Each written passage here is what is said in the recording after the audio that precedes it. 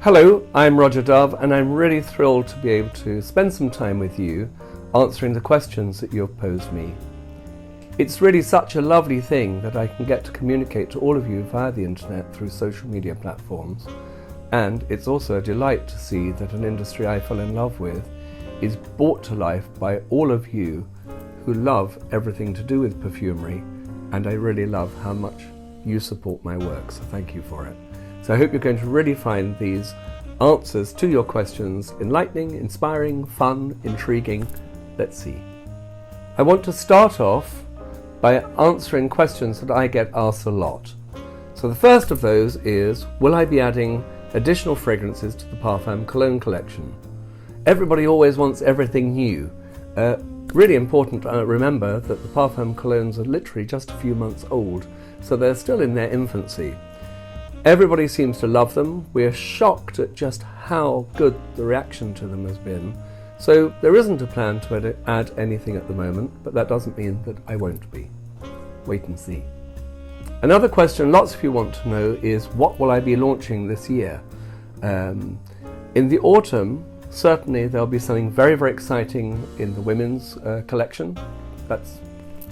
I'm sure you can maybe work out what I'm going to do, but it'd be intriguing to hear if you have any ideas on that. And the other things that I'll be launching fundamentally are to do with special projects for partners we have around the world, scents that you'll only be able to find in this market or for this particular occasion. One of the other things you all want to know, it seems, is what do I consider to be great masterpieces? That's really very, very easy to answer. If you look at my book, Essence de Parfum, all of the fragrances I selected are in there because they're considered by all perfumers around the world to be the scents that change the face of perfumery.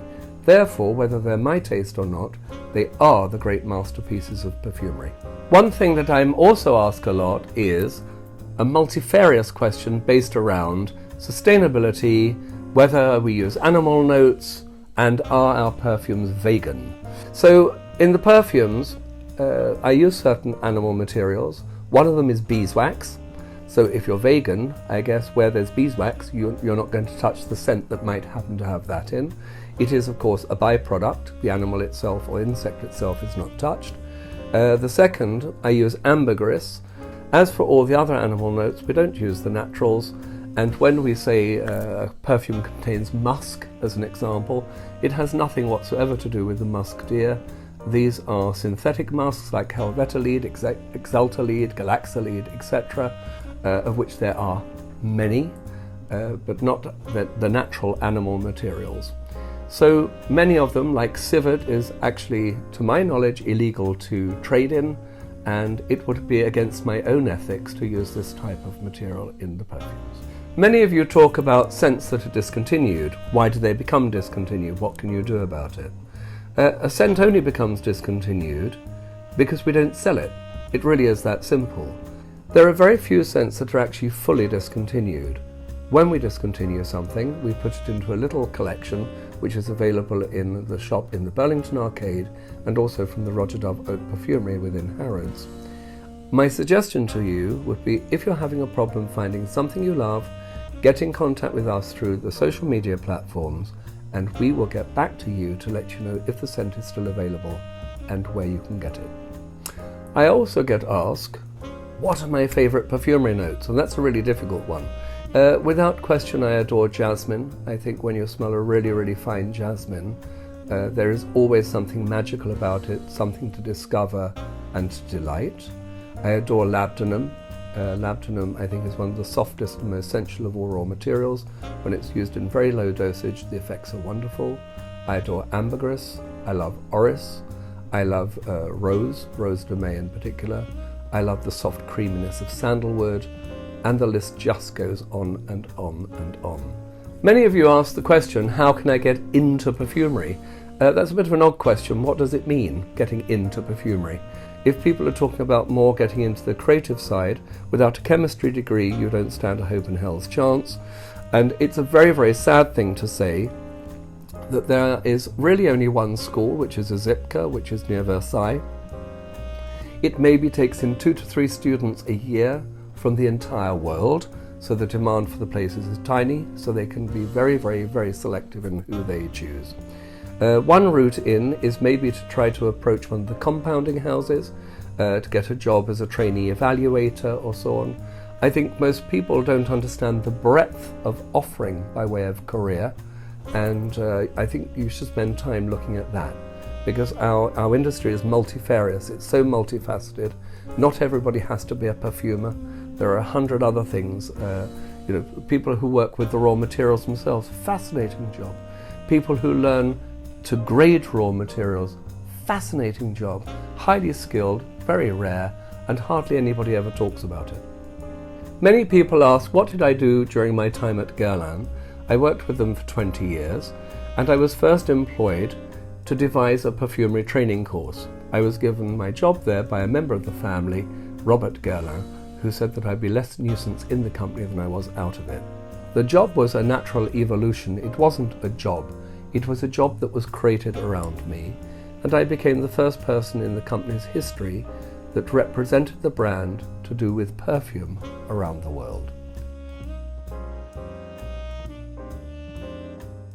I'm really delighted to be able to answer the questions that have come through YouTube, but I'm really astonished by the volume of questions, which is great, so thank you very much. As I'm sure you know, and I hope you know, that I love interacting with you, and I try to do it as much as I possibly can, so I'm really excited to be able to answer these questions. I hope you find the answers useful, helpful, and interesting.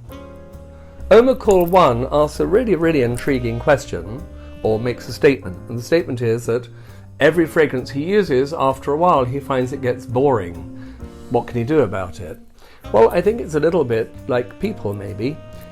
Sometimes one can find lots of people a bit boring. Have to ask the question, is it because of how we interact with them? Maybe we don't draw out the best from the people we meet. Sometimes somebody that you find you don't get on with quite so easily at the beginning, spend a bit of time and you discover they could become a best friend. So I don't know what type of scents you're trying or choosing. Maybe how you make the decision takes you to a whole area of perfumery which is just not for you. I don't know that to be true, but maybe you should try to get to know some perfumes that at first sniff you think you don't like, because going on a journey to learn them and understand them might take you to perfumes that you find satisfy you more. Parfum asked me, do I ever have to reformulate fragrances due to IFRA, or I just discontinue them? IFRA is something which people talk about all the time. When you talk about IFRA, it's far more important to talk about the European Cosmetic Directive, because it is far more draconian than IFRA, but nobody ever talks about it. I don't know why. So if you didn't know about it, look it up, because it's more of a nightmare than IFRA will ever be. Anyhow, with these two governing bodies, of course, I am obliged by law to look at the formulas, because it will be illegal to sell the scents in most countries around the world if they weren't compliant. The trick is to work the formulas and take the time to try to make sure the scents smell as near to the original as possible. Some brands, in my opinion, when IFRA make a change on a raw material, they use it as an opportunity to replace the thing totally. Maybe for cost, maybe because of the amount of work it takes, I really don't know.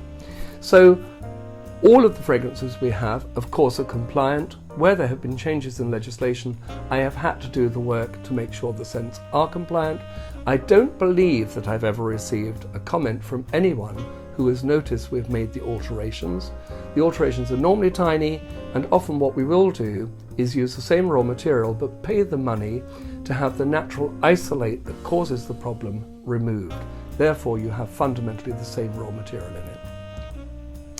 Tom Ice asks a really interesting question about the animalic notes in perfumery. The animalic notes are often, I think, misunderstood, so I'd like to just explain a little and then I'll tell you why I like using them.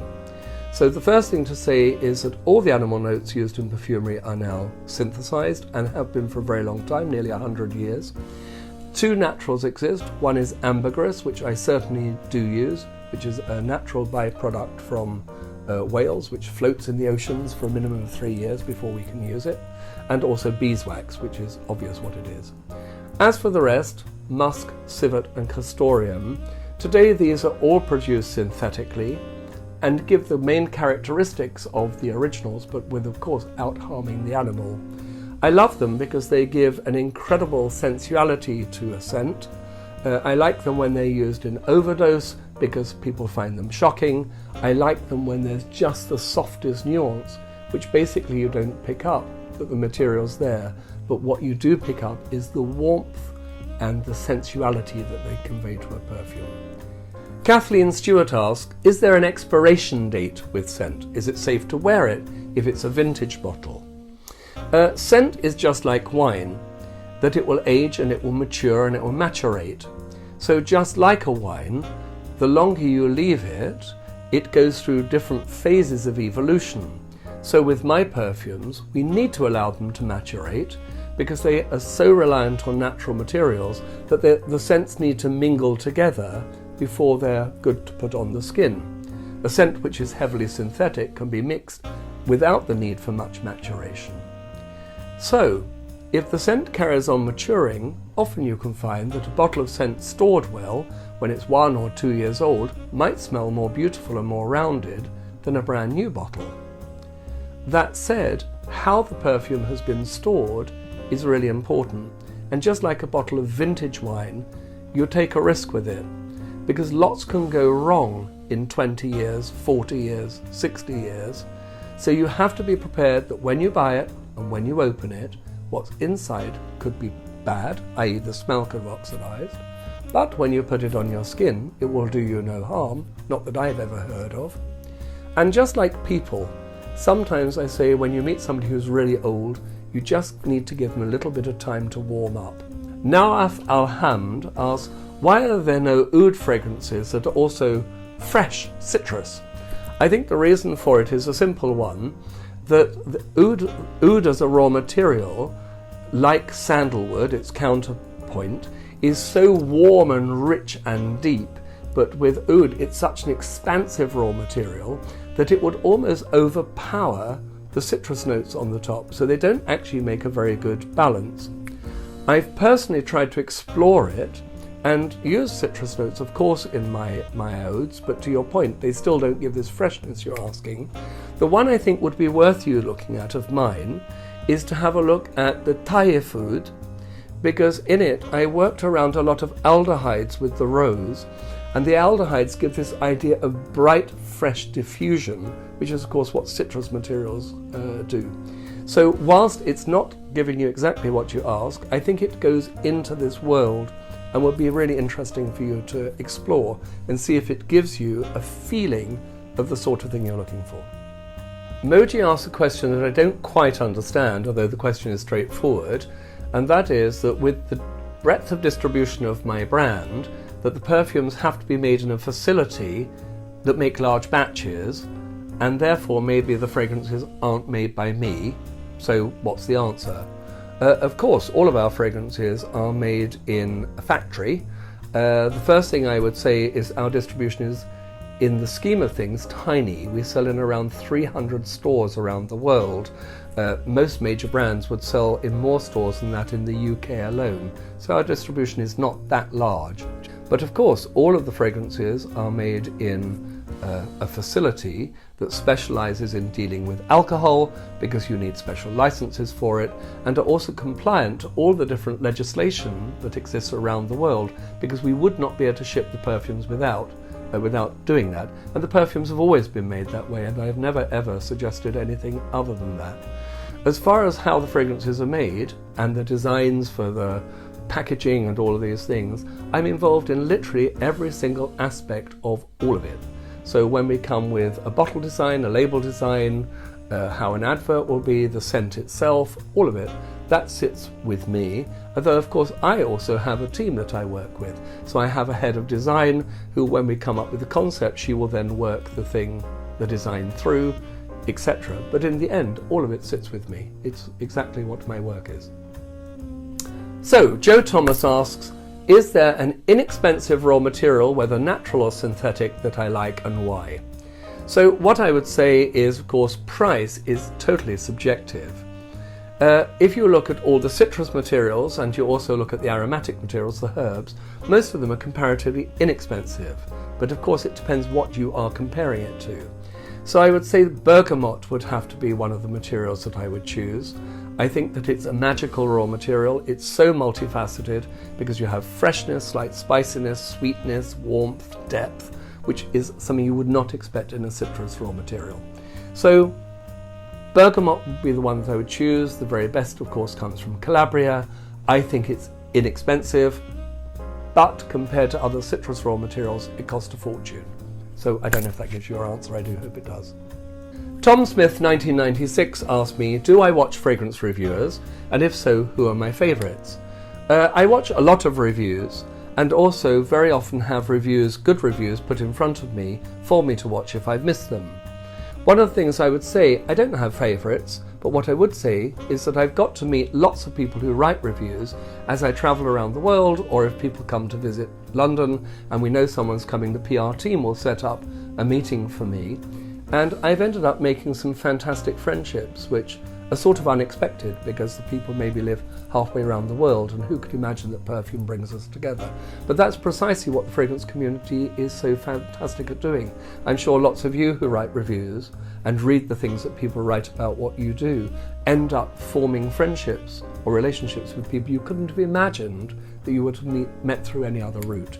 So yes, I do. I watch loads of them. I see as many different bloggers and reviewers as I can when I travel, and I form friendships that way. Kind of Famous asks, how do I feel about fragrance companies making scents either that are heavily inspired by my work or actually are clones of them? I think that when people literally copy something that any company makes, you are stealing from that person.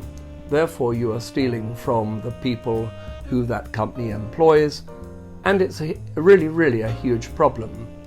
I think when people are inspired by an idea, that's something totally different. And if you look throughout history at all creative people, you can see a route back somewhere. You can see with many composers how this composer has been inspired by that composer's work. The same with artists. So I think there are two different threads to your question. One is when somebody is inspired and then they go on to do something of their own, which is creative.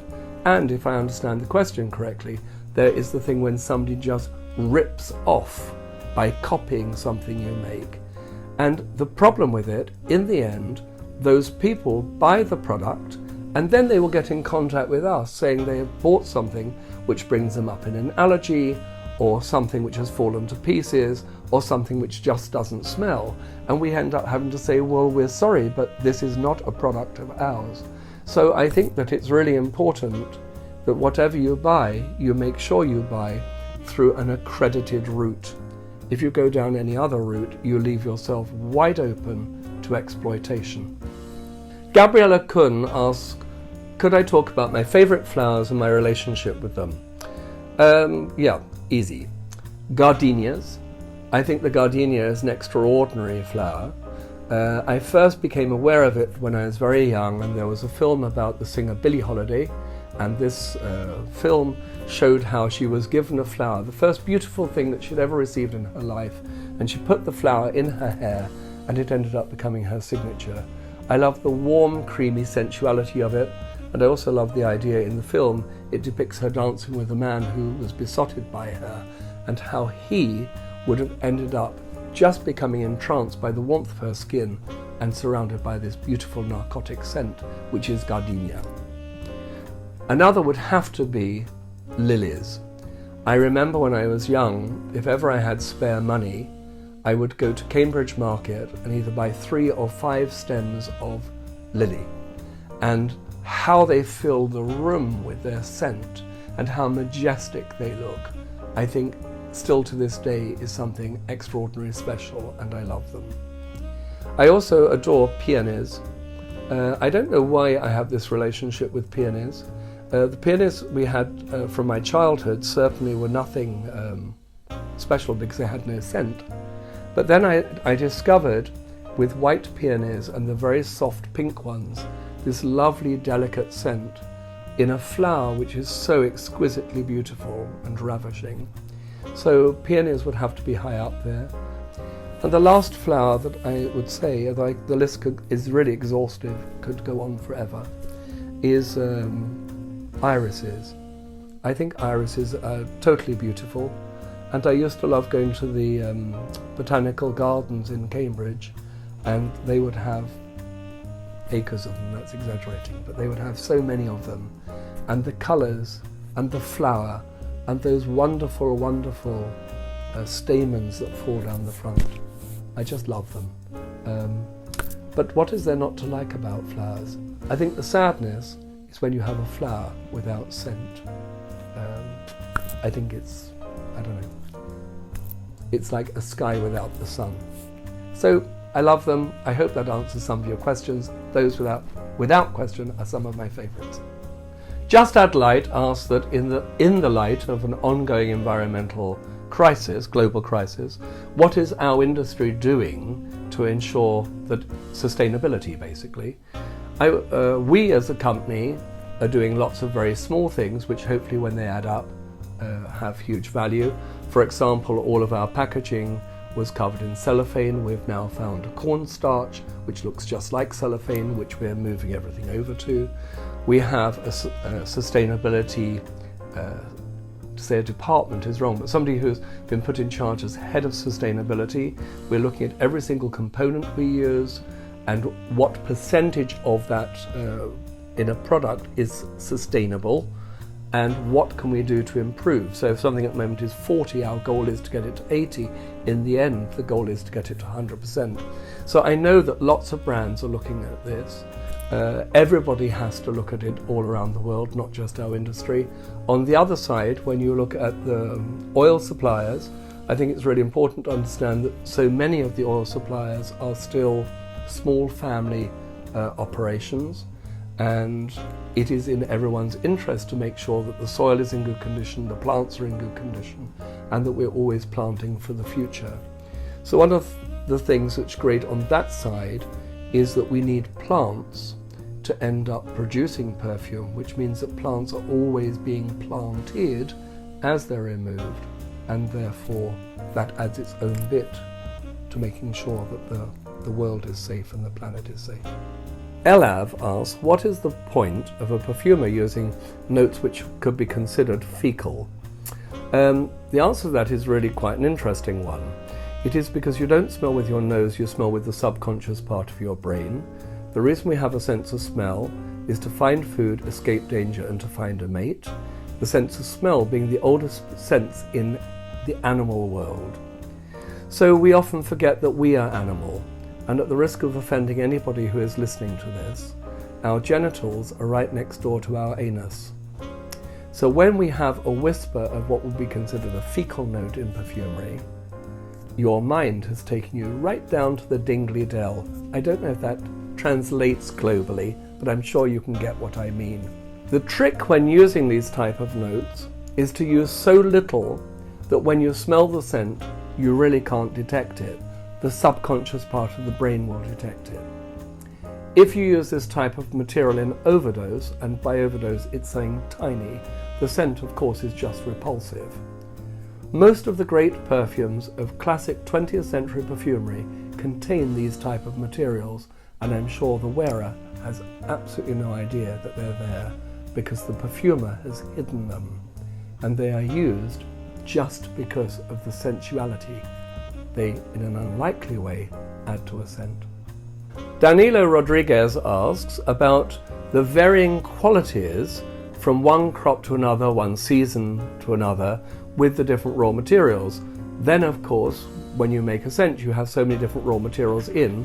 Can that become compounded?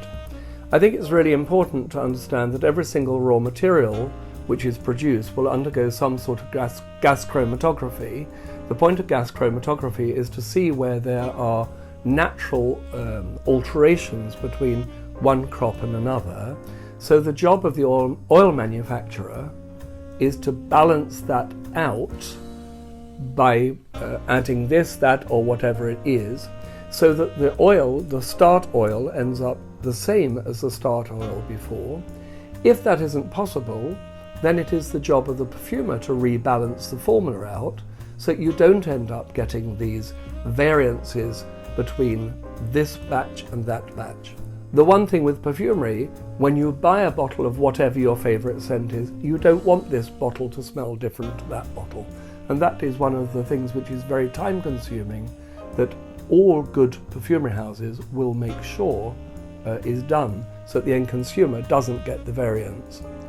Most variance that you might discover with a scent you buy, in my opinion, is going to be because a bottle of scent you bought in a store was not stored properly, and therefore you have some sort of change that's occurred with the scent, or you have a bottle of scent which is in fact old, and you get an oxidation within the scent, but it's so slow and gradual that you're not used, you don't realize that it's happened. So then when you get a fresh one, maybe the scent is exactly as it should smell, but you're comparing it to something which is now 2 or 3 years old, and there will be a modification in the odour. Matty Lou asks, what's my view on limited edition fragrances? It really depends on the inspiration behind the limited edition. I think that consumers demand exclusive, unusual, rare. Consumers are always looking for new, so the consumer very often makes things have very, very short lifespans, and that's just reality. Sometimes a limited edition can be because something's been made to celebrate something. I would use the example of L'Arc-May, which I made to celebrate a new production of the opera by that name for the Royal Opera House in Muscat. We made a very particular volume of it, number of it, and that was that. Or when we opened our counter in Bergdorf Goodman in New York, I wanted to celebrate that we had this fantastic counter in such an important perfumery, and so again I made a limited edition, but we made it very clear.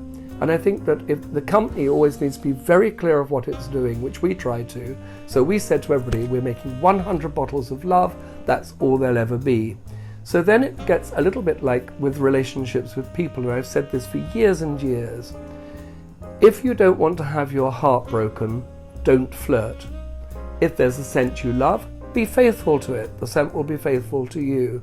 But if a scent is sold as limited edition, you know exactly what you're letting yourself in for. It is a doomed love affair. Kevin Threat asks, what's my view on layering fragrance, and does it impair the natural evolution or progression of the development of a scent somehow? I think there have to be two, I'd have to split that answer into two. If you're talking about layering a fragrance using matching products, I think the effect is fantastic. When you put a fragrance on the skin, I would always recommend you put the alcoholic-based fragrance on first and put the cream on top. Some of you will have heard me talk about this before because it's the opposite to what most people do, and the comparison I always make is with face cream. You would never dream of putting a moisturizer on your face and then be told by the salesperson, oh, and then you spray an alcoholic toner on the top. As we all know, the alcohol is going to damage the cream, and yet our industry constantly tells people to put on a body lotion or body cream and then spray fragrance on the top. It will be the same. The alcohol will damage the cream you put on. So much better put on your eau de parfum or whatever you use and put the cream on top.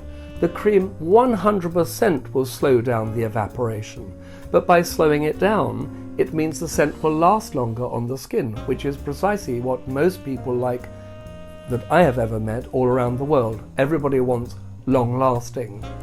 Ish Taka asked a very, very unusual question, or an original question, first time I think I've ever been asked it, which is to do with maintaining quality when we're producing, particularly when there are large volumes.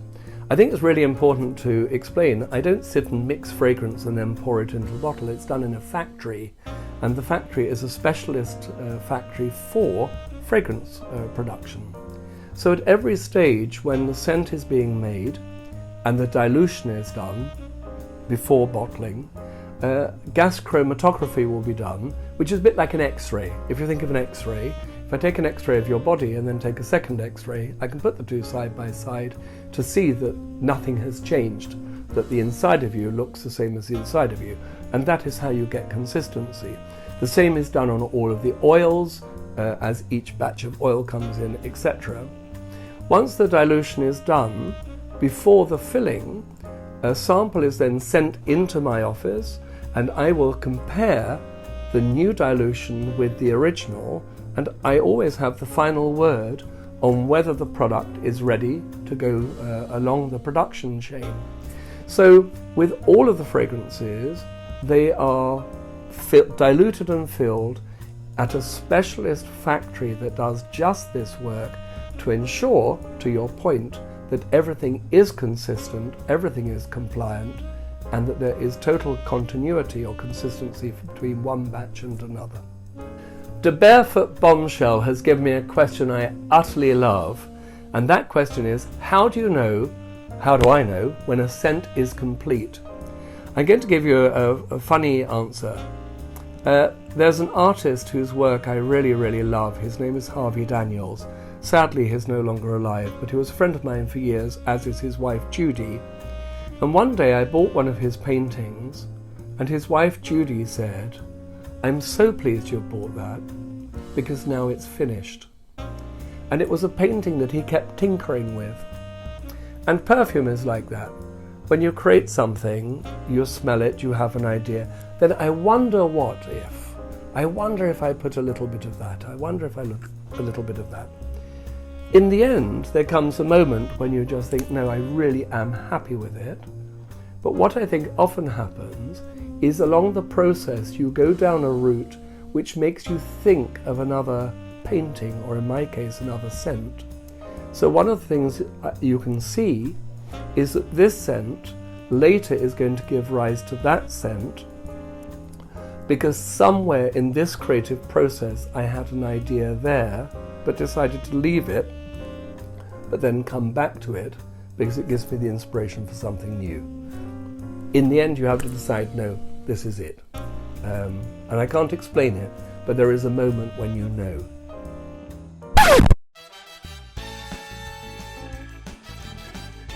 The book I'd recommend other than mine is Michael Edwards' Perfume Legends. Roger Haute Luxe was never meant to be launched, it was always meant to be mine. Somebody talked me into doing it. This diamond ring. I can't remember, most likely somewhere around about 10. When I was young, Eau de Balenciaga, I thought I smelt like a king. Cool and dark, and don't keep it too long.